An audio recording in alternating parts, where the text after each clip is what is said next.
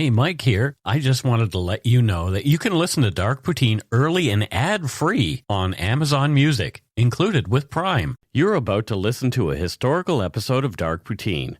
After episode 149, you will find Scott is no longer with the show. In an effort to maintain continuity and offer listeners as many episodes as possible, we are leaving the episodes in which he co-hosted intact. Thank you.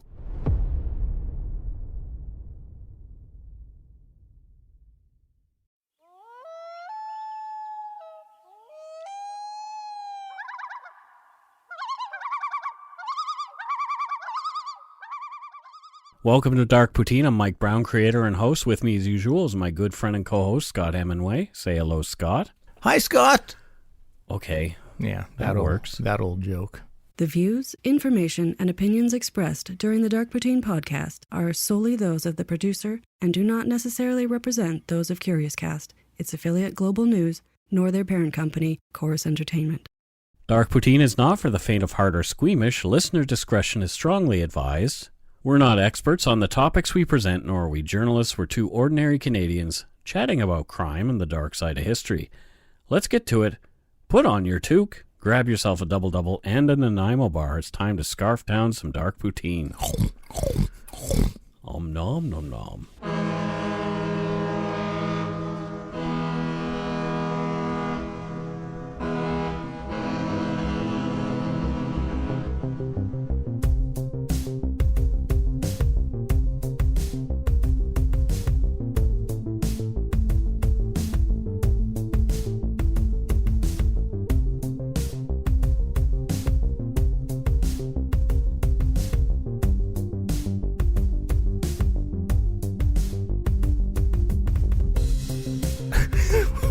That didn't sound like eating.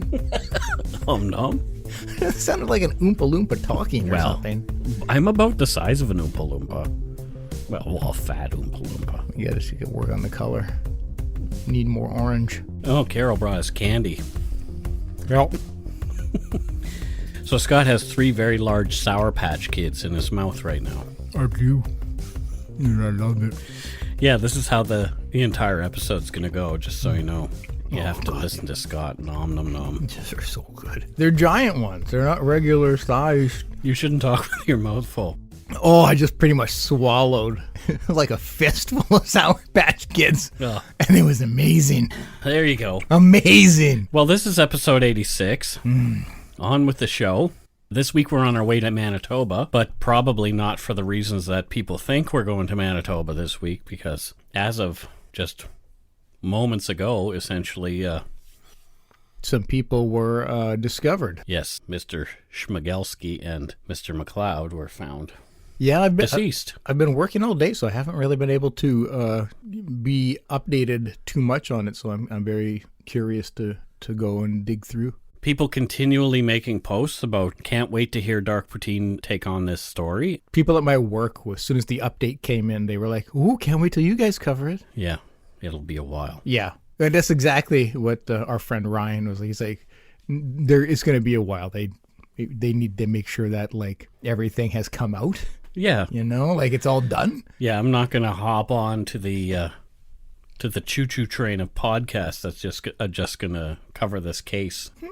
Choo choo train. Exactly. Choo choo.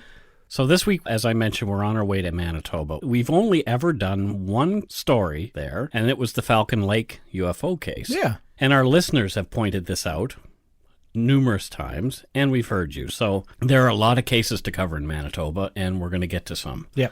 Many are drug-related crimes or sad cases, some well-known about Indigenous women being murdered and treated like they're less than human by the system, and we plan on covering some of those too.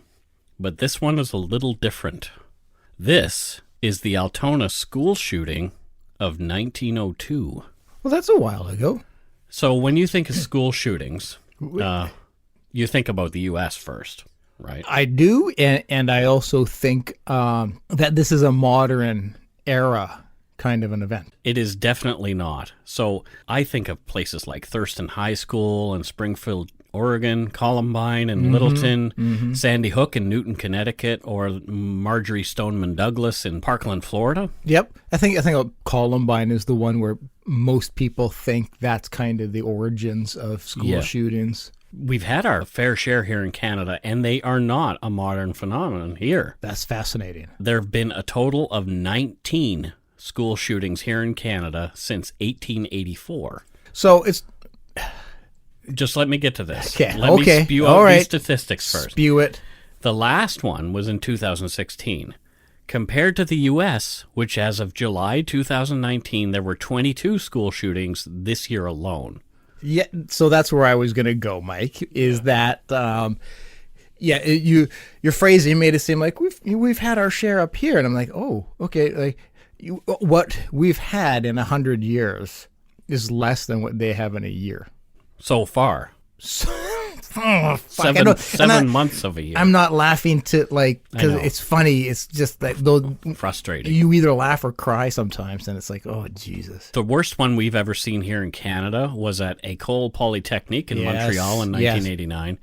And that's when a 25-year-old man who'd most likely be called an incel today absolutely would. Took a hunting knife and an assault rifle into the school, killing 14 women, injuring 10 more female students, and wounding 4 men before turning the gun on himself.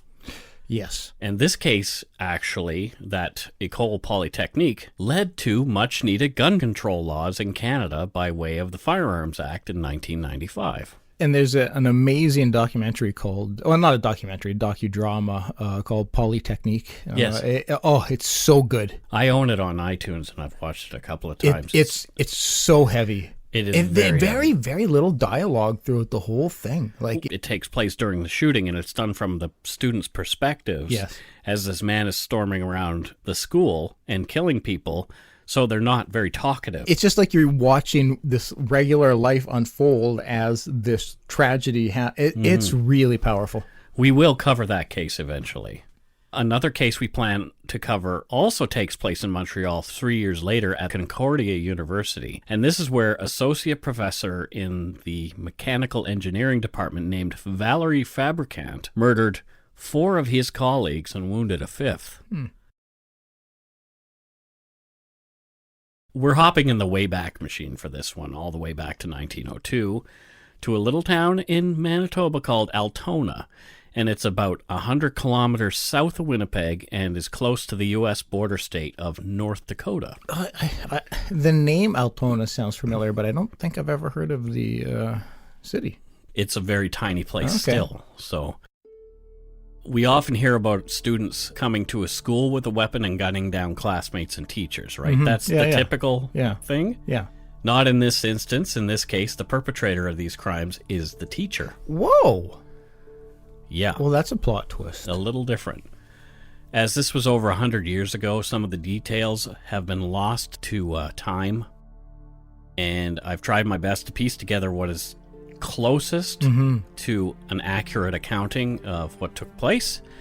There are some conflicting reports that I've had to sift through, but the story is a crazy one. Well, yeah, the mechanisms for documenting in 1902. They had to wait for somebody to come from the newspaper to talk to them about it. I mean, there was such a thing as a telephone, but I don't know how many telephones there were in Altona in 1902. Yeah. So, just trying to find all the facts, I would imagine, being very challenging. Yeah. So over 3 years, from 1874 to 1876, there was an influx of Mennonites from Ukraine to the area. And they came to Canada for both economic and religious reasons, finding the land and climate in Manitoba much like their homeland. Oh, okay. According to Oxford, a Mennonite is a member of a Protestant sect originating in Friesland, that's in Netherlands, in the 16th century, emphasizing adult baptism and rejecting church organization, military service, and public office. So, okay. Fascinating. Okay. Wheat farming was the main industry helping the area to grow quickly, but it was the railway coming closer to town about a kilometer away in 1895 that made trade out of the little town easier. The hard-working Mennonites built the area up. By 1896, according to Altona, a pictorial history, there were, quote, already 3 grain elevators, 6 general stores, 3 wood and machinery dealers, 1 blacksmith, a flax warehouse, a liquor store, a boarding house, a hotel, and a school operating in the town. Sounds like a burgeoning young little town. Growing up in the on the prairie. In the 1800s? Well, yeah, 1896 at that point. Almost the 1900s. A lot of the Mennonite folk didn't like the idea of the railroad because they loved their simple life, and they were more isolated there and found it easy to maintain their ideals without influence from the big cities like Winnipeg. Yeah. Those cities the big are city of Winnipeg. Yeah, they're full of godless folks. Well, and I mean, we still see that in some religious sects that yeah, they want to be further away. No outside influences. Mm-hmm. In the summer of 1896, the one-room school was built in the town called Altona Village School or Mennonite School, but the population quickly outgrew it. In 1899, the original school was complemented by a brand new 2-story building on 3rd Avenue Northeast with 4 classrooms, costing the town a whopping $7,000. Woo! $7,000 for a school. I mean, where's that money going to come from? Well, in 1896, I'm sure that was a pretty penny. It was. It was back in the one-room Mennonite school where a 36-year-old Russian immigrant named Henry Taves was teaching school in 1902. His 80-year-old mother, a widow, and his brother had emigrated with Henry from Ukraine a few years ago. Even though he was close to them, he decided that he would move away to teach, leaving them in Winnipeg. He lived in boarding houses around Altona, but he moved often. He was known to be, quote, particular, and eventually each of his hosts he'd had would upset him in some way. Taves finally ended up sleeping on a cot on the floor of the schoolhouse. Wow. Yeah. Okay. That would suck. That would suck, but I mean, I guess it's better than living outdoors in Altona. Exactly. Disliking the folks that he'd fallen out with, he'd move on to another boarding place, but would still have to deal with the children of each of these families in his classroom. Still fuming at the parents who ran the boarding houses, he was known to be particularly cruel to the kids from those families. From a 2013 Spectator Tribune article on the story, a local was quoted as saying, quote, I always heard that he was quite a good teacher, but was considered sullen and irritable out of school. Yeah, not really traits you want in a teacher. No. But I mean, outside of school, live your life. Different time, right, Scott? Totally. I mean, Little House on the Prairie, they had a cranky teacher at one point, and that documentary is sound. Little House on the Prairie? Yeah. Yeah, that's not a documentary. I'm pretty sure it was. From the same article in the Spectator Tribune, quote, the notes on him are contradictory, that he was both loved and hated, that he was a very good teacher, though unreliable, and that he had recently disappeared for a number of months for no evident reason. The reason he disappeared is because he ended up in the hospital in Minneapolis for what we would call today depression. Oh, okay. It was the vapors back then? Or? I don't know what they called it then. Okay. Well, but that... So what happens to school when your one teacher's gone? Probably mom or dad steps in. To the class? Yeah, one of the parents will do it. Oh, wow. There were trustees. He was given repeated advice and direction on his teaching methods by the school trustees, which Taves greatly resented. He refused to change and began abusing the daughters of the trustees who'd been telling him how to do his job. From an article by Margaret Lowen Reimer of Waterloo, Ontario, the great-granddaughter of Abram Rempel, an Altona school trustee, said in her article on the story, quote, in class, he called the Rempel and Kaler girls forward and encouraged the other pupils to jeer at them. Whoever refused to do so was whipped. During recess, the girls were forbidden to play with the other children and were banned to the street. According to Susanna Rampell Lowen, Margaret's grandmother and one of the Taves' favorite targets, Taves appointed a guard over the shunned children with permission to use a stick on them. He also encouraged the pupils to harass and throw stones at the girls on the way home. The children apparently did not report this abuse to their parents, end quote. Oh, Jesus. And so I'll try to be quick. I have a somewhat similar story in grade 7.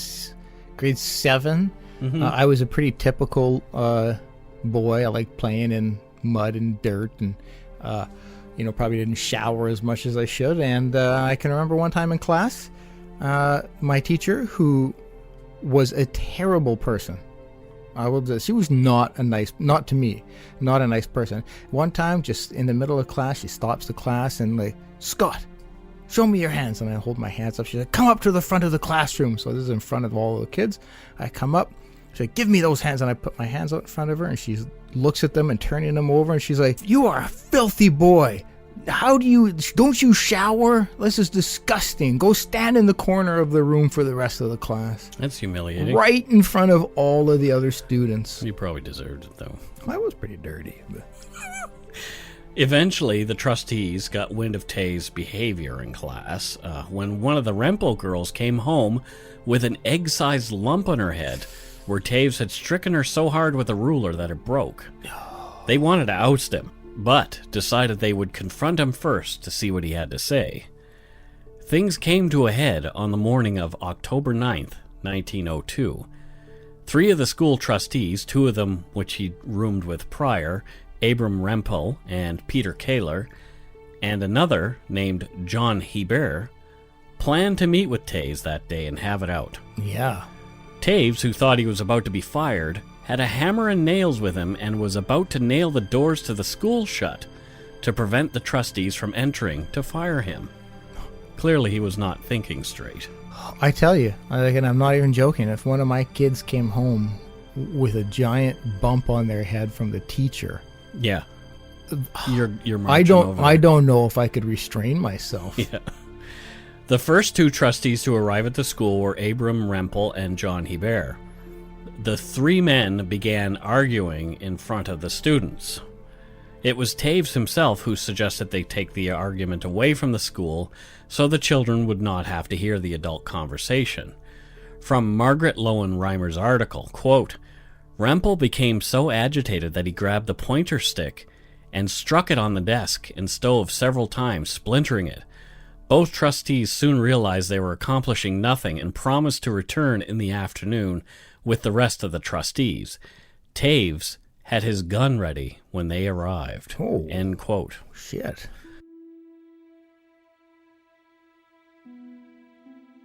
We're unsure of the specifics, but apparently the men had questions for Taves that he was not willing to answer. Nobody has ever gone into what those are in any of the newspaper articles. Damn it.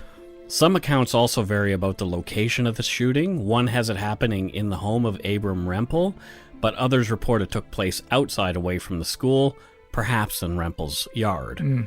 Regardless, 3 men were shot. From his pocket, Taves presented a small caliber firearm that he'd been keeping under his pillow. Taves began firing. John Hebert was the first to be shot as he turned to run on seeing the pistol. He was hit in the right hip. The bullet passed through his abdomen and lodged itself in the bone in his left hip. Abram Rempel also ducked out of the way, but not in time. He was the next to be shot. He took a round from Taves' pistol in the shoulder, and the bullet made its way deep into his body. The 3rd trustee, Peter Kaler, arriving for the scheduled meeting, came just in time to see his 2 colleagues being shot at by Henry Taves. Fearing for his own life, he turned on his heel and ran, but Taves had already seen him and fired after Kaler, wounding him in the hand. Kaler kept running and got away. One report paints Kaler as a hero, also wrestling with Taves for the weapon, but falling in a faint after being shot in the hand. So I kind of think the running away story seems to be more accurate. Yeah. Taves turned his attention back to Rempel and Hebert. who were now on the run as fast as their wounded bodies would carry them to a neighboring residence for shelter. As Taves was pursuing the two men, he kept firing, hitting Rempel with another 3 bullets. The first got Rempel in the back and pierced one of his lungs. The second grazed his neck, and the third, fired from some distance away, left an angry bruise on Rempel's spine, and I'm not entirely sure how that would happen. Yeah. I don't know if it entered his body or what. I don't know. But this is what I read. After shooting the 3 men, Taves turned and walked back toward the school, still in a rage. According to the Free Press, quote, "Crazed by the sight of his victims, Taves' passion got beyond all control," end quote. When he entered the one-room schoolhouse, he still had murder on his mind.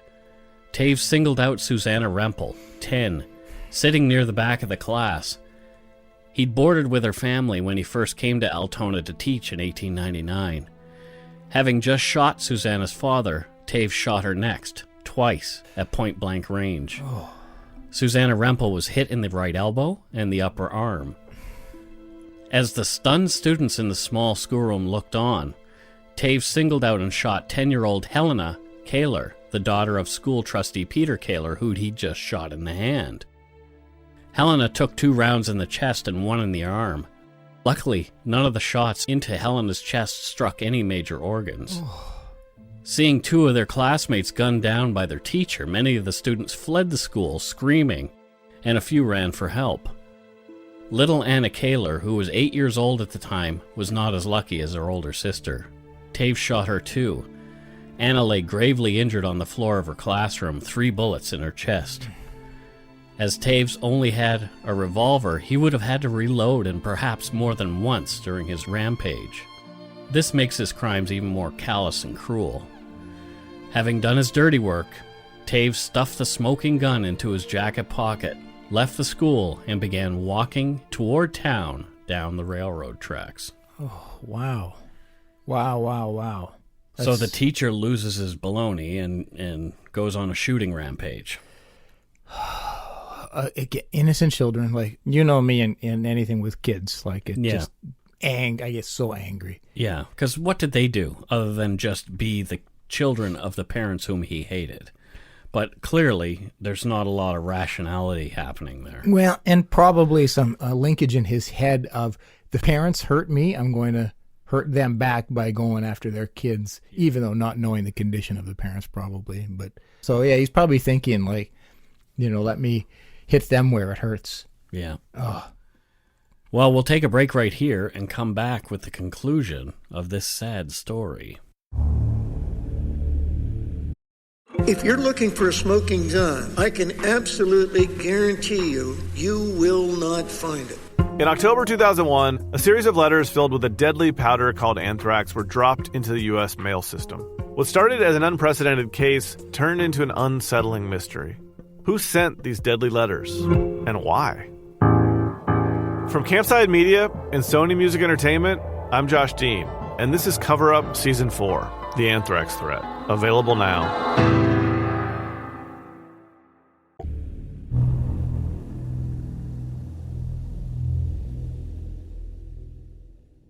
It's unclear whether Taves was going toward town to catch a train and get away, or if he was going to kill another trustee. The U.S. border was only 10 kilometers away and not as guarded as it is today, so escape would have been relatively easy. I would imagine borders are incredibly different now. Yeah, just hop on the train, go across the border, and you're done. Yeah. Yeah. Taves didn't make it very far, though. Presumably, drawn by gunfire or the screams of Taves' fleeing students, a wheat threshing team that had been working nearby set off in pursuit of him, armed with farm implements and sticks. What? Wow. Yeah. So I guess, perhaps one of the kids ran up and said, "Teacher went nuts and was firing at us, so we need help." And there's something emotional with me about when you have unarmed citizens going after an armed assailant. Have you ever seen a wheat threshing? Yes. Yes. I'm sure. I don't think they were chasing him in the wheat thresher, were they? There is no wheat thresher in 1902. they were probably carrying scythes. Oh, jeez. So, but still, a scythe versus a gun, you'd still that like. Yeah, fair enough. But oh man, if you catch him, oh yeah, he's donezo. Jeez. It's crazy. It's video game material. One report claims that as the pursuers approached Taves, he pointed his gun at them in a warning, saying that they'd be shot if they came any closer. Possibly seeing the futility in his escape attempts, he put the gun to the side of his head and pulled the trigger. Yeah, okay.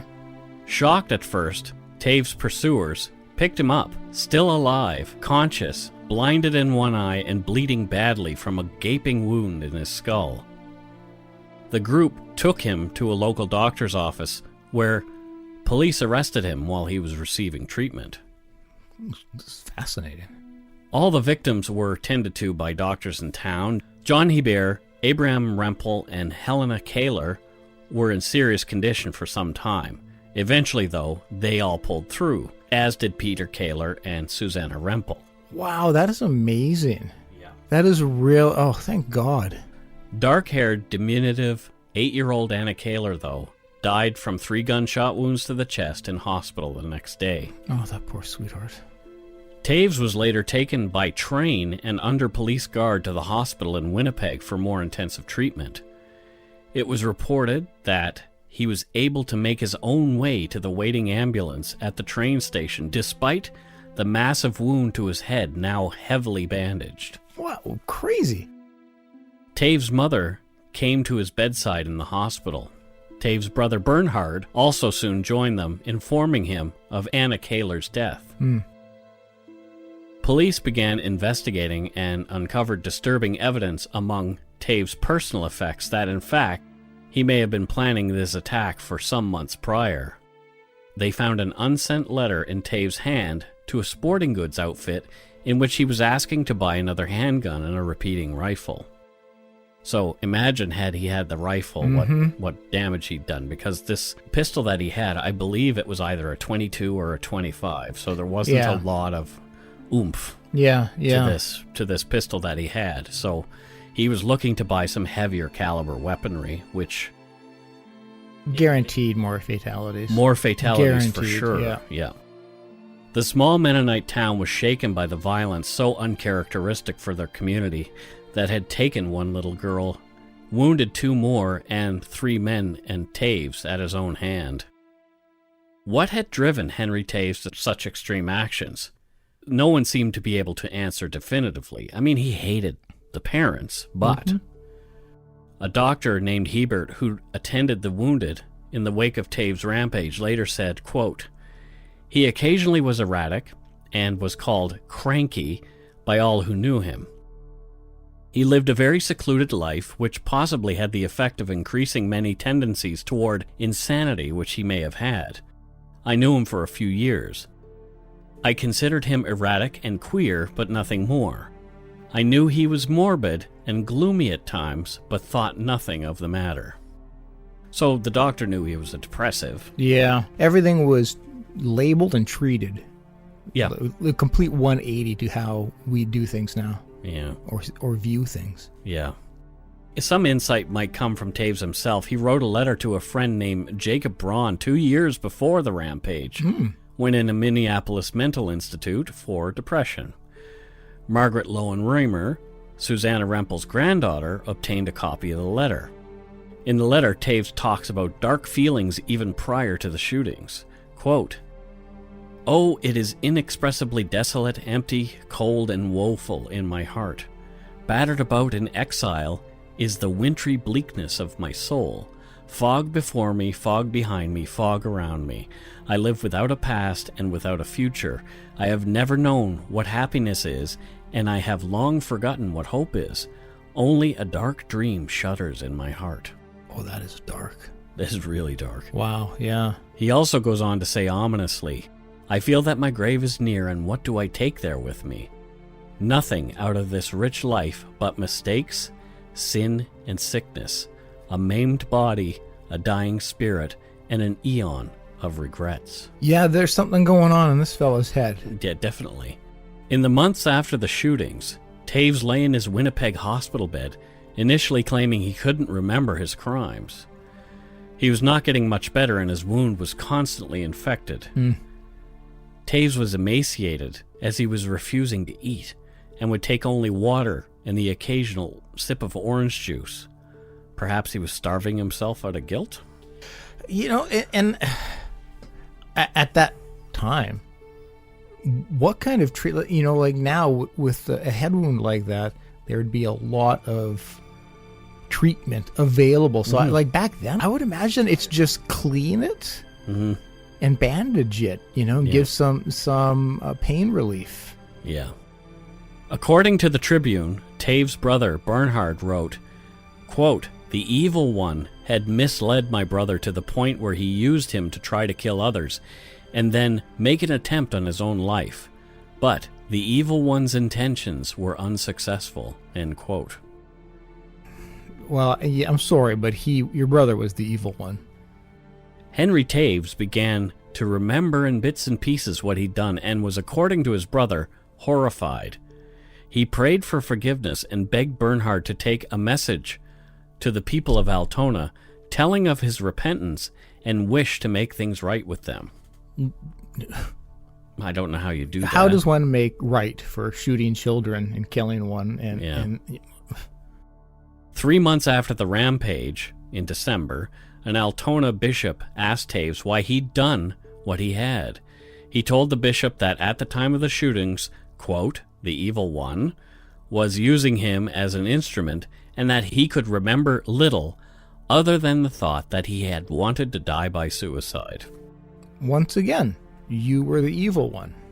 Henrik or Henry Taves would never be tried for his crimes. Oh my God. On the morning of January 19th, 1903, Henry Taves passed away, bullet still in his head. The Calgary Daily Herald said, quote, "His death was due to convulsions caused by abscesses in the head resulting from a self-inflicted bullet wound," end quote. He had completed his death by suicide, after all. Well, and you know, this is going to sound really terrible, but thankfully it sounds like he had a slow, painful death. Yeah. Which, I mean, I say that emotionally. Henry Taves was buried without a grave marker in a local cemetery. Residents of the small Mennonite community dealt with their grief and shock as best they could. Some of them even came to forgive him. One resident, Abraham Enns, wrote a poem in German, later translated by his grandson, and it was called "About the Murder Drama in Altona, Manitoba." And here's the poem, quote, "The pupils see the revolvers flash. 3 shots ring out. God, oh God. 3 innocent girls sink to their knees. Such a murder has not been known before. The murderer flees, and with him Satan's horde, as if the deed is not to him.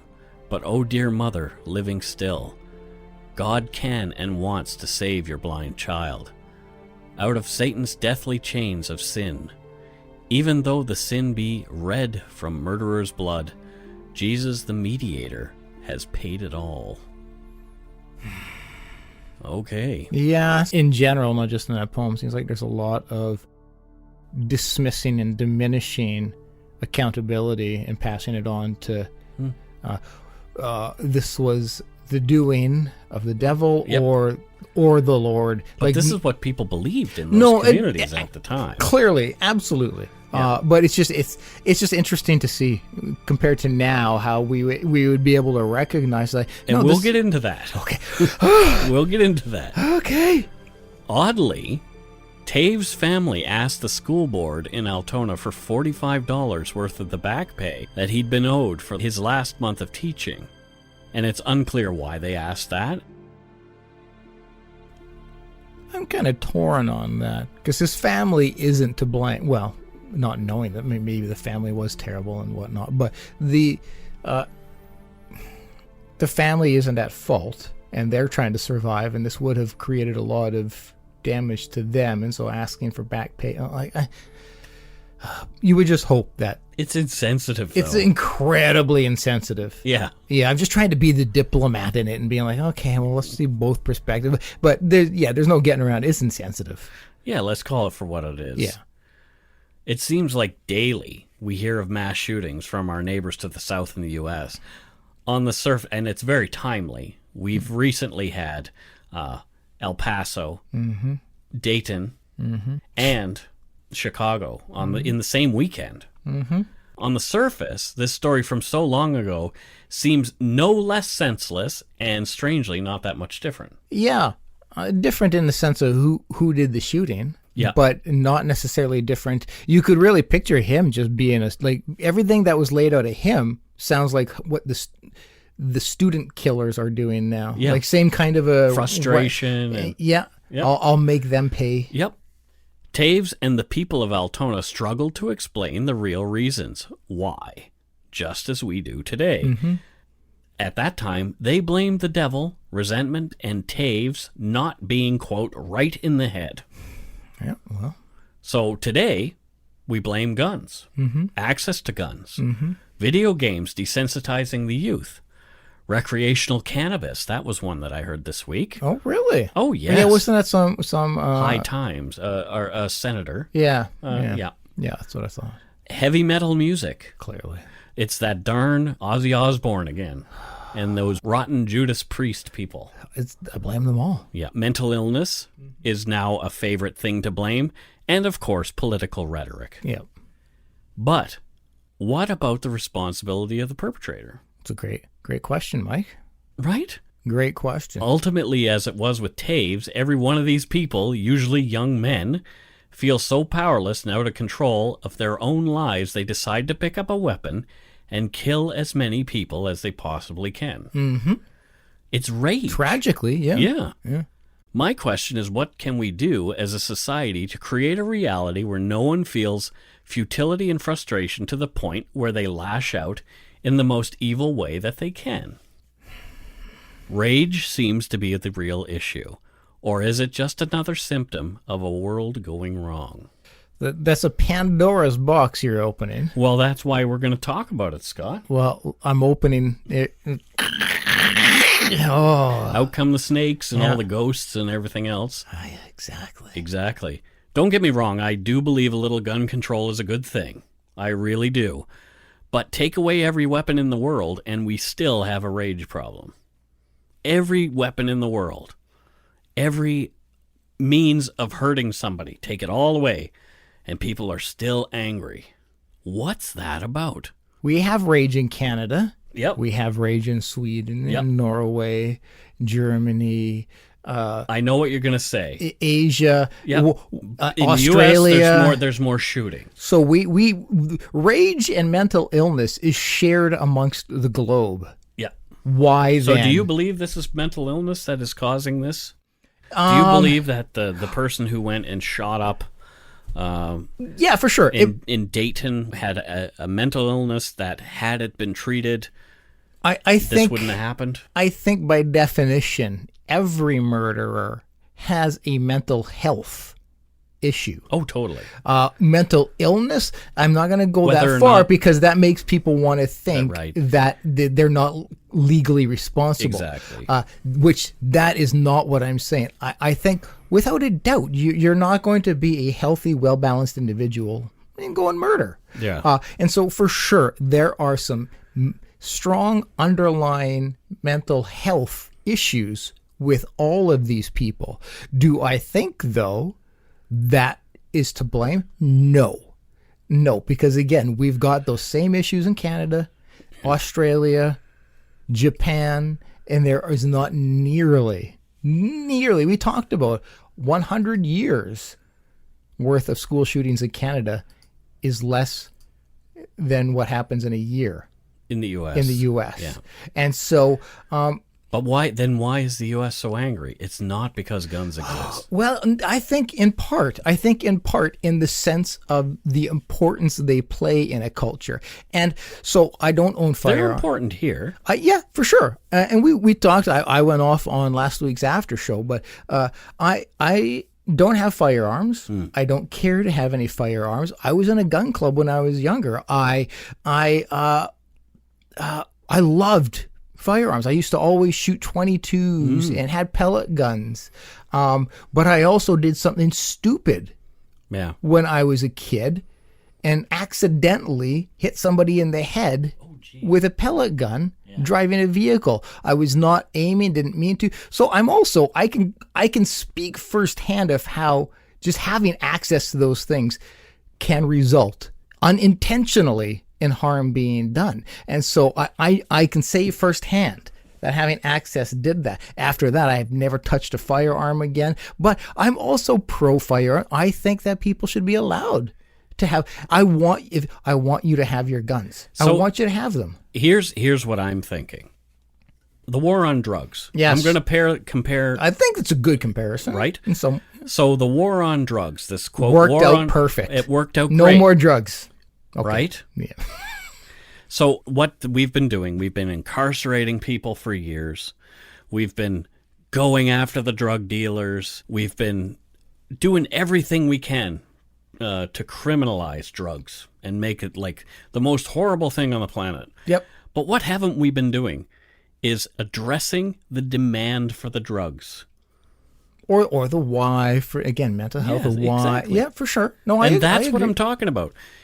Going to war against guns is like going to war against drugs. It's exactly the same thing. But the thing of it is, too, in that sense, I would like somebody to please communicate to me what political individual out there in either party, any party, is actually saying we want to get rid of guns.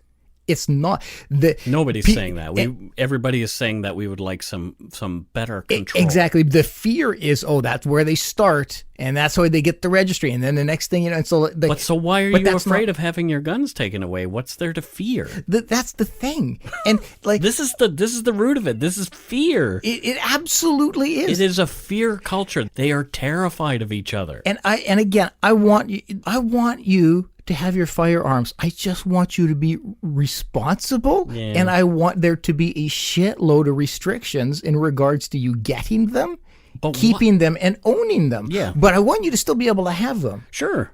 And of course, again, so the offshoot of that is people saying, "Oh, good, so the only ones who have guns then are the criminals," and it's like, no. Yeah. Oh, God. So Maggie Costello-Walks said that she thinks fixing society will require decades to take hold. I 100% agree. Which I agree too. And she says if your child hits another with a rock, do you discuss altering your parenting strategy with the child or just take the rock away? So I agree, maybe the rock needs to be policed, but that's all we're talking about is the bloody rock all the time. We're not talking about what is going on in our culture. I mean, we just saw two gentlemen murder 3 people here in northern British Columbia. Yep. And they have, since their corpses have now been found in the dense brush off the Nelson River in Manitoba. Manitoba, Yeah.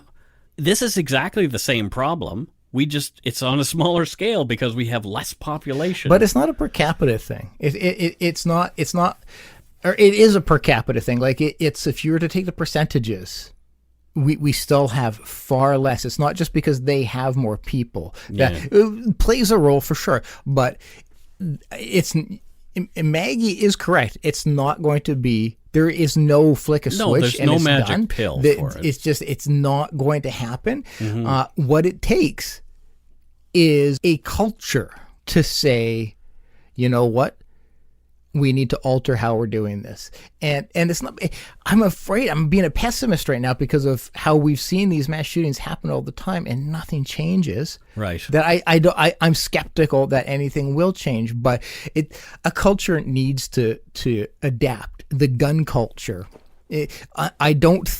Guns are only a part of the problem, but I think they're a huge part of the problem. Yes, mental health, all these other things are huge and important. We can't just say, let's focus on guns. No. Not at all. We can't do that. But again, that is the key component, in my opinion, that needs to have, once again, gun culture. This belief that my guns are more important, my gun ownership is more important than anybody's ability to. Well, we saw it in Dayton. Yeah. Lots of people are saying more people with more guns equals less guys going to do this. Right? Because they'd be fearful. They're going to get taken out. But Dayton guy, I'm not even going to say his name, Dayton guy went with his 100-round drum. Yep. And killed 9 people in 29 seconds. Yep. Before he was taken out by the cops, who were already pretty much on the scene. Yes. So damage was still done, even though they were trained and operate. Right. And again, I said it in last week's after show, but which is those officers, amazing. Yes. The work done by so I'm not diminishing saying that, even they weren't good enough to. No, when you have highly skilled, highly trained people with firearms, a lot of people were like in the proximity. A lot of people were still murdered, and so that's right. And the simple fact, my counter to all of that, anytime it's more people with guns means less, then the United States of America would be the most passive nation. Yep. In the world, and that's just not a fact. I love America. I really do. I have so many friends in the States who are the most amazing, wonderful people. I am not a trash talker of America. The gun advocates that I know, I disagree with them, but I still think they're amazing people. I don't want anybody's guns taken away. I just want regulations in place. And to me, if I was a firearm owner and it was a hobby, a collection, I loved them. This is just like, it's my passion is firearms. Fantastic. Yeah. But if I recognize, maybe I could limit some of my passion in order to save lives, I would gladly and willingly say, even if I'm wrong, it's still worth a shot. Yep. It's still worth a shot. Not stopping my passion, not ending it, not throwing everything, just saying, you know what? Okay, maybe if I do need to curtail it a bit, or maybe I don't get that one gun that I wanted because I'd be more than willing and happy to make that sacrifice.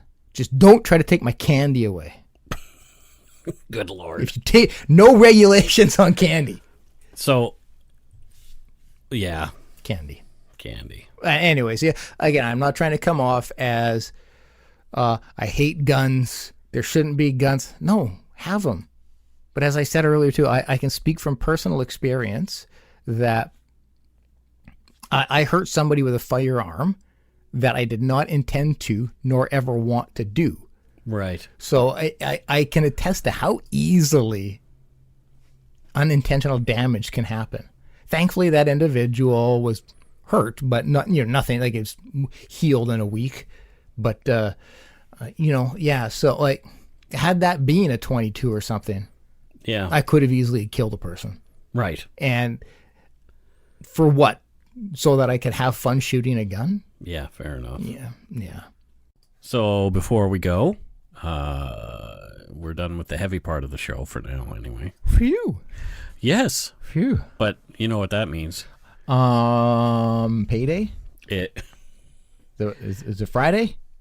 No, is it the it weekend? Is kind of payday because it's like Patreon day. Well, there's a pay involved. You see what I mean? I see what you did there, Mike. You're picking up what I'm putting down? I am, and it's brown and delicious. Oh, there you go. Yeah. So first up, we have... Oh my goodness, there's a lot of you here. Oh, wow, okay. Yeah, there are a ton. Well, that's great news. Yeah. Charlene Jardine from Ladysmith, BC. Thank you, Charlene. Yes, thank you, Charlene. Yeah. I love the name Ladysmith. Matt Casulo from Elmdale, Ontario. Oh, sweet, thanks, Matt. Arnie Fuller from Fergus, Ontario. Oh. Fergus. I've never heard of Fergus, Ontario. It sounds rural. I would imagine so. I don't know if it is, though. I'm going to go on a limb and say you're absolutely correct. Ashley Paschal from Boynton Beach, Florida. There's a UFC fighter, Paschal, Anthony from Hell Paschal. Oh. Yeah, I wonder. There you go. That could be him. Or his brother, or his sister. Yeah. Sister. Or parent. Parents. Or kid. Uncle. Exactly. Aunt. The Murder in My Family podcast. pledged to the show, so thank you very much. Yeah. There's no murders in my family, but it is the Murder in My Family podcast. Yes. Yeah. Yes. My kids one day may off me. As it stands as of now, They're probably thinking about that. probably what they're currently doing. So this one is from Kristiansand in Norway, and her name, Netta the Moose. Wow, legal? I didn't know. I guess get Netta, it? yeah, And the would be middle names. Netta the Moose. Yeah. Well, thanks, Netta the Thanks, Moose. Netta. A Norwegian moose has subscribed to our show. That is fantastic. Well, even moose crave the after show. I guess so. They do. They need it. Because, yeah. They do. I think it makes sense. The mooses. Or the meese. They must wear earbuds because I don't think they can get like over the ear headphones for such a large. No, they've got those little the new Apple. Yeah. AirPods. I got them too. They do say on the package also good for Mises. Emily Drolet from Pitt Meadows, British Columbia. Hey. Just over the bridge. Just around the corner. Larissa Grenier Oh, hi, from Larissa. London, Ontario. Hey, not just around the corner. And here's one, Dre Laz. Where's Dre from? Dre? Yeah. Oh, Compton. Oh, did we forget about Dre? Yeah, we did. Exactly. Oh. Exactly. Oh. People don't realize that his last name is Laz because he goes by Dre. He's like Madonna. Well, I think this You Dre know. might be female, though. Let's not. They don't. Oh, maybe, yeah. Dre can Oh, be I didn't who mean Dre to wants assume to be. any genders. Yeah, Dre can be who Dre wants to be, and I support and love Dre for it. But so from Compton, currently living though, you would think Dre would still be living in at least in the States, right? Straight out of. He's straight out of Compton. You would think he'd still be straight living out of Compton. But No, that's not where he lives. where now? Fort Lauderdale. Fantastic. Yeah. Next up, we have Philippa Bettany from Exeter, England. Oh, wow. Very Philippa. Yeah. Alicia Fraser. Hey, sweet. Alicia Fraser. Yeah, you remember her. Do I? Yeah. Okay. You took her photo. What was she doing at the time? Floating in the air. No, that's Alicia Hoback. Potato. Okay. Really? I mean, Did she change her name? she did. Oh, okay. Yeah, she did. And is currently still floating. Oh. Ever since that, you'd forgot to unlevitate her. Shit, I forgot. You forgot to unlevitate her. So Sorry. she's been floating about life for years now. Alexander Squelch from Surrey, BC. Oh my God, that's the best name ever. Squelch, I remember that my CB had a squelch button on it. Did it? Yeah. So you could turn down sort of the noisy noise on the channel. It was a terrible drink. A squelch? Yeah, it was vodka. Squelch's grape juice? It was vodka and thumbtacks. Oh, that's not good. No, exactly. That's why I said that. Tak Okada. Oh, And, oh boy, wow. this looks like Tat Okada is from Espoo. Seriously, Espoo in Finland. Is it Finland? Yes. I thought maybe that'd be Fiji or something. No, it's Finland. Wow. Well, thank you. Well, Tat is in the Yumber Yard. Yes. Yes. Yeah. Yeah, I've seen Tat in the Yumber Yard. Yeah, so have I. Super nice. But super I cool. didn't realize Finland. Yeah. Renee Goldman? Oh. Any relation? No. No. I'm talking to, I don't think so. Goldman Sachs, maybe. Maybe. Could be. Where's this Goldman from? I'm thinking somewhere. Renee is where's Renee from? Yes. Oh, Renee is from. Oh, she speaks Swahili, so that would mean she's from China, right? Sure. That's where I think they speak Swahili. I think there. we'd better carry on. Oh. Jacob Crosby, Yep. Sydney's brother, I guess, from Truro NS. Yep. Yeah. Totally. There you go. Yep. I'm not a big fan of your brother. I'm just saying. Why not? Well, I don't know because I don't. I like underdogs, and he was kind of like chosen to win. I guess so. So there. I guess so. If you're listening, Cindy Crosby, that was a lie. I love you. Oh, boy. Continue listening. Andrea Nickel from Pennant, Saskatchewan. Cough. Yeah. Cool. Thank you, Andrea. Thank you very much, Andrea. Holy crackers, there's a lot of... Yes, Katie Perkins, and she's from Warrington in Great Britain. Oh, wow. And it looks like her postal code it's in gigabytes. It's measured in gigabytes. No, that's in Great Britain. Oh, that makes more sense. Okay. Yeah, okay. Yeah. Postal code is in gigabytes. Yes. Or bits, whatever you choose. And then there's Ashley Luthwaite. Yes. And Ashley, I do believe, is also, I'm going to take a stab, I think she is actually South African. She is, yes. No, that's clear as day. Yeah. But where in South Africa, Mike? Joburg. Joburg? Yep. You've nailed it. So, wow. You've nailed it. Do you remember what Ashley does? I just have to put on my Kreskin hat just for a moment. Mm-hmm. I think that Ashley is... Yes. A window cleaner. No. Oh, she changed jobs? She's a pearl diver. Oh, my God. So she changes her name to Pearl and dives? She can hold her breath for like 5 minutes. Sweet It's crackers. amazing. That is amazing. Yeah. Cheyenne Thomas, and she's from Holcomb, Kansas. Oh, wow. I got some Kansas in us. Thank you, Cheyenne. Yep, there you go. And Alexis Plett from Tees, Alberta. Thank you. Which Thank is you, Alexis. kind of awesome. Yeah. And Courtney Mers from Edmond, Oklahoma. Oh, for a second, I thought it was going to be Edmonton. No. Edmond, Oklahoma. Edmond, Oklahoma. Is that a nice place, Courtney? Tell us about Edmond. Yeah, come to the Yumber Yard and have a conversation with us about Edmond. Tell us about Edmond. I don't know. Not Edmund Kemper. I would imagine he's not a city. Well, he's about as big as a city. You don't want to live on him. Trust me. No, you wouldn't live too long. John Morvan. Mm-hmm. We know he's from Canada because his email address ends in .ca, so it's a Canadian email address. Oh, okay. Well, so we're doing a little bit of it's detective work. Detective work. Yeah, I think then this would be the John Morvan from the Yukon. Okay. Yeah, because I know a couple of them. Yep. I know a couple of them. Is he a mad trapper from the Yukon? No, he's a very sane trapper. Oh, okay. Yeah, he's a very sane trapper. But take a guess as to what he traps. Badgers. No. Oh. No. What? Mussel. Like the shellfish, mussels. Mussels. He traps them on land.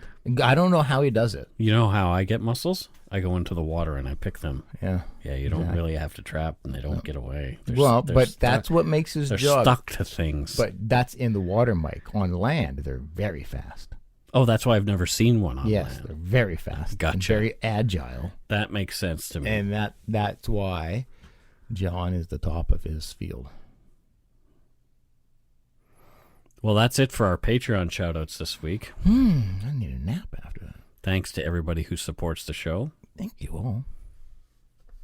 And then we'll click, clack. Save and stop. PayPal. We have some PayPal patrons this week. PayPal.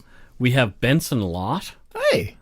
And Benson said, "Thanks for the great pod. I've been listening since episode 2. Whoa. Yes, thank you. After randomly picking it up from search in my Pocket Cast app. And I don't even like true crime, just poo crime, apparently." As in poutine. I get it. I get it. Well, thanks. Benson, Thanks, that means a lot to us that you've been with us that long. Yeah. Thank you. And I mean, also... So you've heard us grow and heard us regress and grow and then regress, and right. But that's how it works. But yeah, I loved your show. One of my favorite sitcoms. Benson? Yeah, one of my favorite sitcoms in the 80s. Loved Benson. Oh boy. What? It was a great show. Yes, it was. Yeah. He became the governor eventually in that show, or didn't he? Or the deputy? I can't say I remember. Toward Benson the end. Well, he was the butler at first. Yeah, at the White House. No, it was the governor's mansion. Like he was the. I could have swore it was the White House. No, it wasn't the White House. Yeah. No. You just shattered my love of Benson. It was the White House or get the hell out. Lorian Barnard. That's Australian Lorian. Oh, wow. That's our pal from Australia. Well, how about that? Yep. She said, birthday donut money. Happy birthday, Mike. Yeah. You can maybe share with Scott if you want, maybe. That sounds like Lorian. Yeah. I'm not going to share that. She was very she put a lot of outs for you in there. Maybe. You know what, She Lorian? Thank you very much. I will share with Scott. I always do. Oh yeah, cha-ching. There you go. Here's another one. Larissa Grenier. Okay, so she has a little bit of a note here for us, so bear with me. Wow. Hey guys, this is a little donut money for you, or other snacks if you prefer some, or if you like some variety. And it's also including my Patreon pledge for August that I thought was going to be sent off when I signed up on August 1st, but apparently they won't take my first pledge out till September, so here it is anyway. Well, thank you. Much appreciated. Loving the show. Thank you for your thorough research and explanations of the facts. I got my BSc in forensic science, and it makes me remember all the wonderful times I had in university for that. Mike, you actually remind me a bit of my professor from undergrad, Dr. Scott Fairgrieve, and that's a compliment of a high form, I promise. Wow, that's nice. Hey. Enough rambling from me. I hope you have a wonderful day and enjoy some treats from a listener who loves what you guys are doing. Thanks a lot. Larissa Grenier from London, Ontario. Oh, Larissa, that is super awesome of you. That is so meaningful to me when people take the time to write us a little note and say why they like the show or how they like the show or that I sound like their professor. Well, I think... Or a professor, because I'm about as professorial as a Just as in a your truck pronunciation of professorial. Professorial. Yeah. Well, there is a professor in my family who listens to this show. Oh, who's that? His name is Peter Hall, and he is in health sciences now in University of Waterloo. He's changed disciplines from psych to health. Oh, wow, look at that. He's a smart cookie. It sounds like it. He's one of my favorite cousins. Sounds like that's where everything went, huh? That's where all the smarts went? Well, his sister's a doctor. Holy shit, yeah, they took it. Yeah. Well, no, and then on my dad's family, on my dad's side, my cousin Robin was also a PhD in genetic engineering. So by the time Mike came around, everybody's like, you know what? He can just figure it out on his own. Let's just let Mike... What does Mike do? He's a podcaster. Let's let him flounder until he figures it out. No.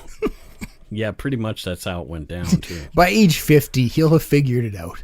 You know what else? A couple of people have sent us e-transfers. Oh, really? Yeah.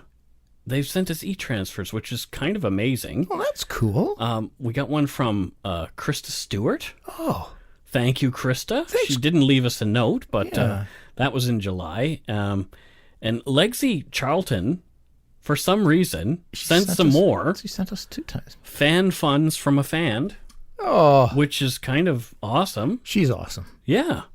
And then here's one that we very recently got. Hannah Marie Herrick. And she said, "Hi, Mike and Scott. Enjoy some Timbits on me while Scott stands in my room at night like a creepy tooth fairy." Hannah Herrick from Port Moody, BC. So are you a creepy tooth fairy standing in people's rooms at night? We had this conversation. I remember it. Was that on after the show, though? Was she listening to... I don't remember if it was like a... I think it was a regular show. Because Olivia lost a tooth. Yes. Yeah. But you are a creepy tooth fairy. Or you could be ear-ons. This could really come out bad, but Hannah's worth watching. Oh, dear. Yeah, no, that just like... I'm just trying, Hannah, I'm trying to pay a compliment saying she's an awesome person. Okay. I'm a little nervous about your association with the show all of a sudden. Does her address come with the... Oh, boy. No, I'm completely joking. Completely. Completely? 100%. You're creeping her out. I know you are. I'm most likely to. I'm surprised it took me this, like, almost 100 episodes before I creep people out? Somebody out. Yeah. Oh, boy. Yeah. Sorry. Yeah. Well, so that, I mean, how about that rant we had this episode? We went on a bit of a rant about guns and stuff. But it's a topic It's very timely that right now. is, and it evokes a lot of emotion. And I'm really trying to not be, I'm trying to be as objective in my bias as possible. I have my preference, but I'm always willing to hear other perspectives. I'm okay being wrong. I love a good debate. I just hate when people start name calling. Yeah. And this is a topic, sadly, where people really can devolve in it quite quickly into. And so I hope I didn't. You did. I hope I didn't piss too many people off. Again, No. I want you to have your firearms. We're kind of the middle of the road guys, I think. And on a lot of things, I consider myself very left leaning, but I am also, which isn't good. No, I think it's fine. But I'm also incredibly You okay. Damn unions. No, I'm not. No, anyways, I'm okay being wrong. I love a good debate and a good discussion, and I'm okay hearing other sides. And I'm more often, not more often than not, but quite often, I'm able to leave a conversation and go okay, hadn't thought about that. I see your side, and it helps me grow. There you go. But I do have my opinions. So that's it for this week's story. Thanks so much to our patrons, past and present, for your pledges. We really appreciate your support of the show. We do. If you want to help support the show, you can do so at patreon.com/darkpoutine, or for a one-time support, you can send us donut money via PayPal at our email address, darkpoutinepodcast@gmail.com, or if you really want to, Interac works just fine with that same email address. Clearly, yeah. Thanks, folks. Yeah. If you don't already, it would mean a lot to us if you subscribe to the show. You can easily find us on iTunes, Podcast, Google Play, Stitcher, TuneIn, Spotify, or wherever you get your on-demand audio. Check out our website, darkpoutine.com, for show notes and other cool stuff. Give us a follow or a like on Facebook, Twitter, and Instagram. Just search for Dark Poutine. Most importantly, tell your friends about us. Word of mouth is a powerful thing. Hell yeah. Until next week, don't forget to be a good egg and not a bad apple. Bye-bye, everybody. Guten Tag. Oh, you went all German on them.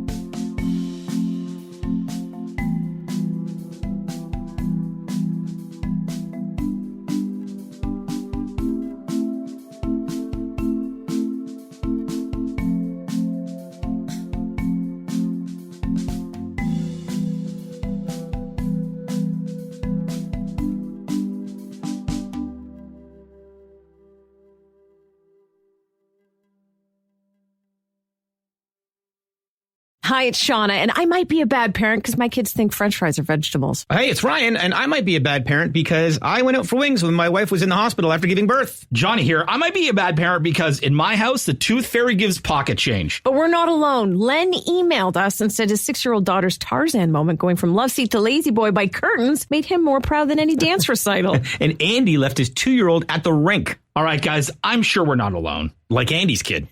For stories and confessions like this, make sure you check out our podcast. It's called Bad Parents, and it's available wherever you get your podcasts. I left a glove at the rink.